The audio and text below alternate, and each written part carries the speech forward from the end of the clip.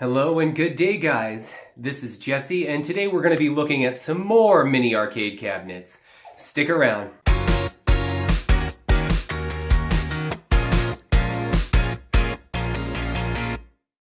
So in my previous video, I tested out these 4 arcade cabinets. Today I'm going to show 5 more that I've purchased recently to see how they stack up compared to their arcade counterparts. This first one is obviously Pac Man. Unlike the Tiny Arcade, which was near arcade perfect, this model opts for a primitive color LCD display with a predetermined graphical layout, similar to a calculator. Just like the Frogger I found at Walgreens, the build itself looks nice enough, but with Walmart selling so many miniatures with high quality displays, it was a little disappointing that Pac Man was left with this kind of treatment. As a result, this feels much more reminiscent to the old Coleco tabletop from the 1980s, although the layout, audio, and characters themselves have been treated with much better care. The goal remains the same: eat all the dots while avoiding ghosts to complete the stage. The problems stem from how stiff your movements are. It doesn't help that the ghosts move at the same rate you do. Even when you eat a power pellet, they keep their momentum. For what it is, I can appreciate the nod to this kind of old school tech. If you grew up in the 90s, this might deliver a welcome rush of nostalgia. Next up is Q-Bert, and it's one of the more impressive minis. The arcade original featured a unique diagonal joystick because of the game's angled perspective, and this smaller incarnation is equipped with just that. If you've ever played Q-Bert with a traditional D-pad, it's not easy. Q-Bert is all about jumping on cubes, changing their color as you go along.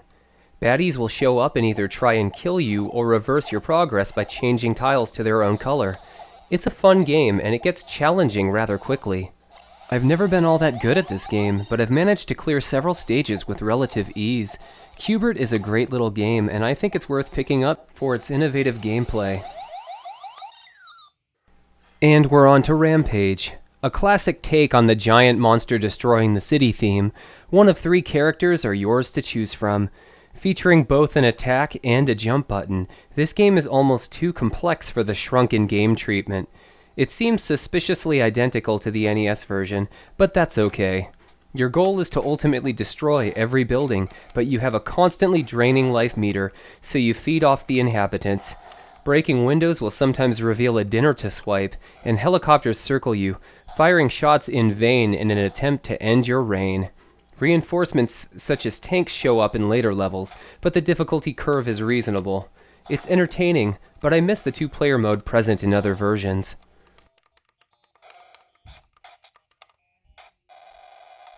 And now for one of my absolute favorite games.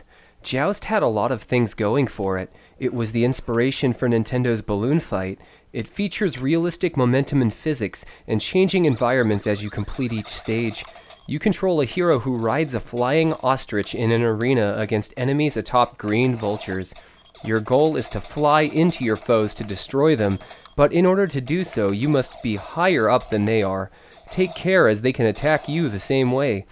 Repeatedly mashing the jump button allows you to fly.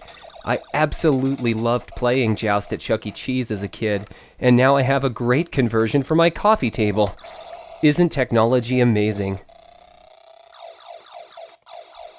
Lastly, here's the Miss Pac Man Tiny Arcade. Just like the standard Pac Man in my previous video, it's so small my camera had a hard time focusing.